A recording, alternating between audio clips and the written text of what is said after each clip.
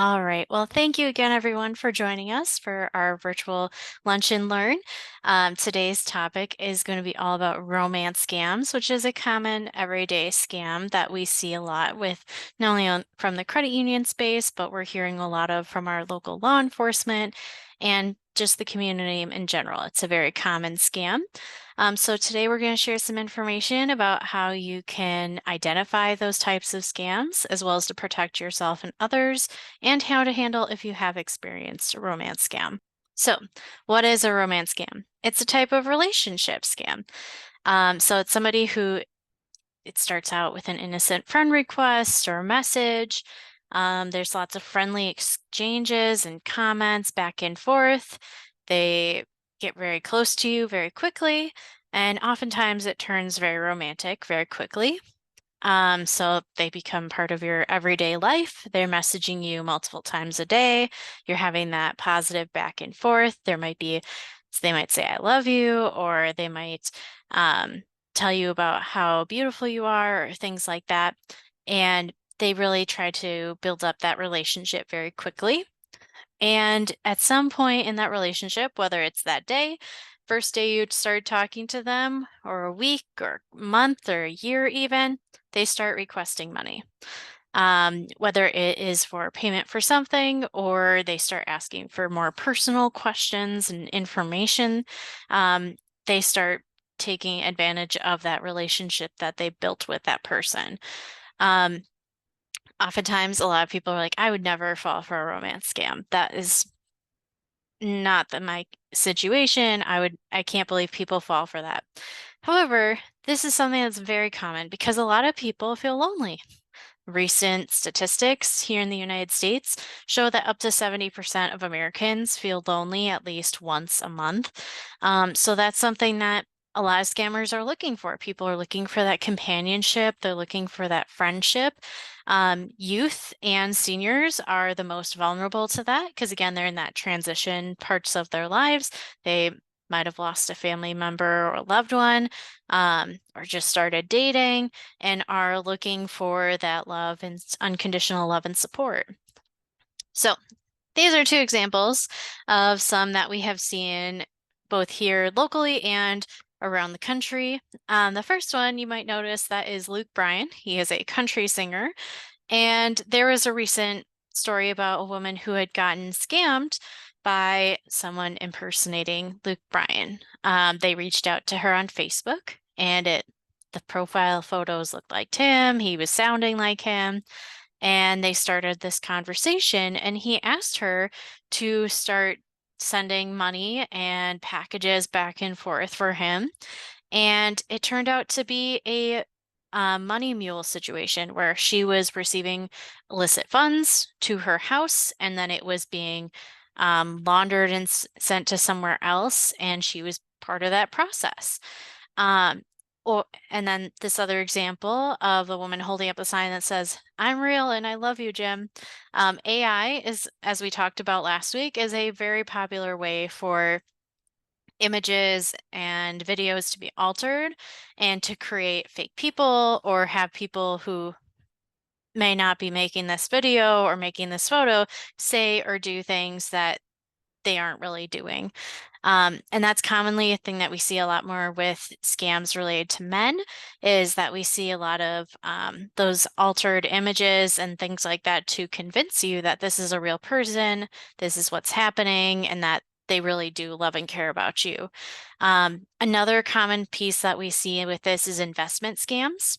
So they'll start that relationship and they'll say, hey, I'm making a ton of money every month. I'm making thousands of dollars a month on this investment.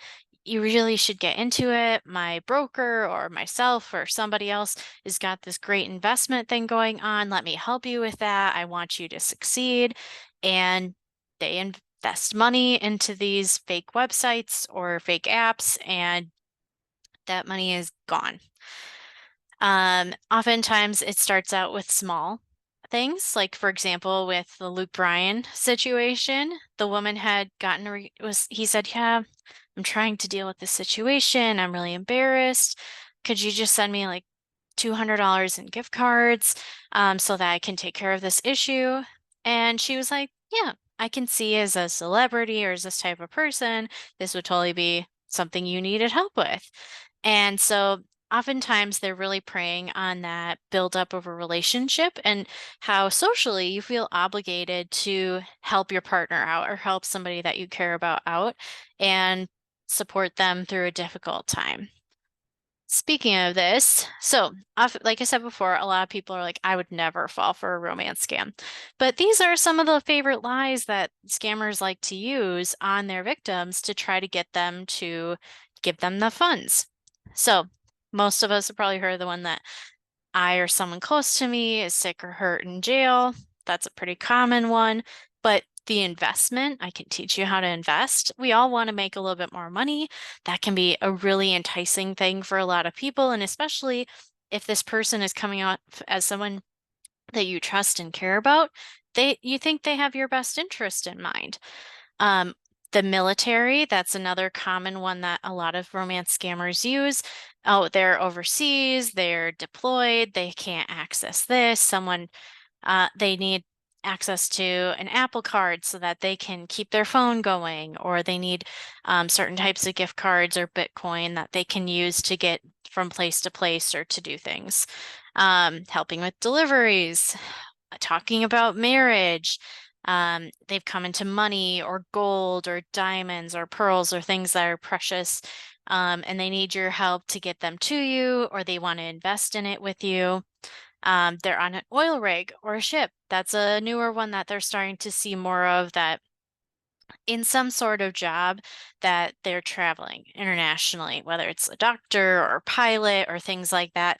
They're not ever able to come see you in person, but they're able to constantly be messaging you.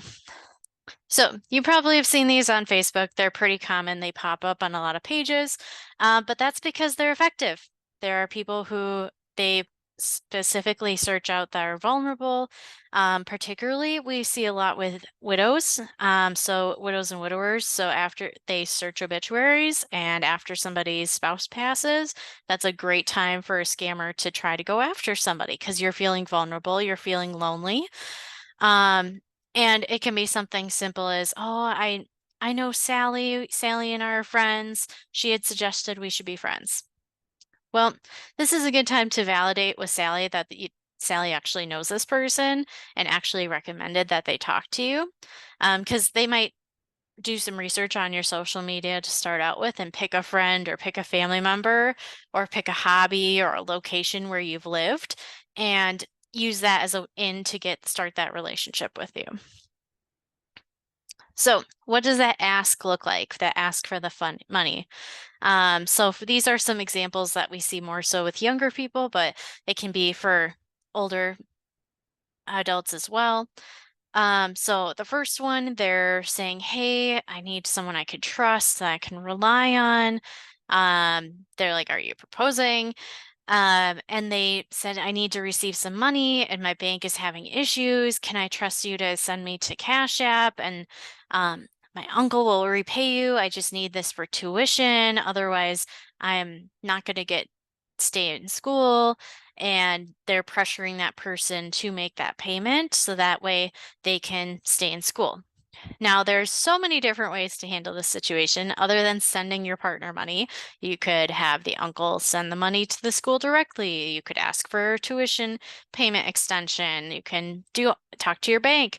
There's all sorts of options around there, but there's that pressure that you're in that relationship, that you should be supporting them, that encourages people to make that money. And again, when you've built up that relationship and trust, you assume that they do love you and they do care.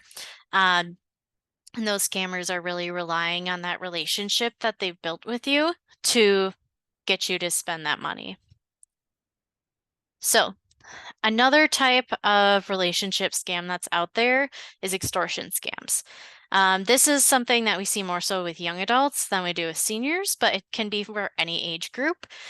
So these are like extortion. So essentially, they build up that same kind of pathway as the regular romance scams. They're building that friendship or relationship online, but they convince you to send them intimate photos or videos or information such as about sexuality or personal backgrounds or relationships and stuff that you really wouldn't feel comfortable having the public knowing or seeing. And then they threaten to share that video, image, information publicly with your work, with your family, with your friends, with your school, with wherever. And if you don't pay that scammer immediately and they flip on you. Um, it's definitely something that is scary and can be very intimidating. And a lot of people don't know how to handle this and don't know where to go for help. And it's a very serious thing that can come from these types of scams as well. So, how do you protect yourself from a romance scam? So, first, don't trust everyone you meet online. I know it's a very old school kind of thought because, again, so much of our lives are online with social media and stuff, but always take everybody's profile or comments or messages with a grain of salt because they might not have your best interests in mind. Um, Definitely recommend reverse image searching profile photos or people's names or things like that. Oftentimes, scammers can completely recreate a normal person's profile so that they can be a fake scammer. There's even packages online that people can go and buy a whole person's entire photo history from their social media and recreate that person online. So scammers are definitely looking for that. So that's another piece is to be careful about what your profile settings are on your social media, what your security settings are. Do you want the public to see everything that you post? Do you want just friends and family? There's a lot of, if you go in your settings, there's a lot of options with that. There's also a lot of websites besides just Googling, where you can do reverse image searches on those profile photos. Some more popular ones are recreated dozens of times. So it might be out there that this person's photo is either AI or it's stolen from somebody else's personal page. You can also ask to video chat or meet in person. Oftentimes, that's more difficult for them to do is to make a fake video chat. But if they refuse to meet in person or they're repeatedly missing those in-person meetings, that can be a big red flag about this person's ability to actually be real. And finally, you can step back from the situation and talk to someone you trust before you send any information out there or photos or any money. Make sure that you have another set of eyes. It's hard when you're dating online or things like that where you're like, oh, well, I don't know how my family would feel about this person or how my friends would think about it.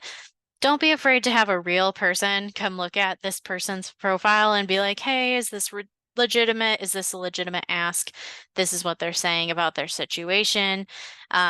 Oftentimes, they're using a lot of love bombing, which is a term where they essentially send you in that first week a ton of messages. They're messaging you at morning when you wake up. Before you go to bed, they're messaging you all day long, telling you how much they love you, how awesome you are. Uh, they're not giving a lot of their own story, or if they do, it seems pretty hard to believe and pretty out there and inconsistent. But they're really trying to build up your trust in a short amount of time so that you're more willing to give over that money or that information to them. So, and if you know someone or you have experienced this yourself, that's okay. A lot of people are looking for that love and connection. We're all looking for people who care about us, and that scammer is really trying to take advantage of that need for love and companionship and contacting law enforcement, contacting your credit union or bank so that they know that you've been scammed. Uh, Also, talking through some of this with your family and friends, finding that social support is so important too. So, thank you again for joining us to talk about relationship and romance scams. We'll open it up for questions after the recording.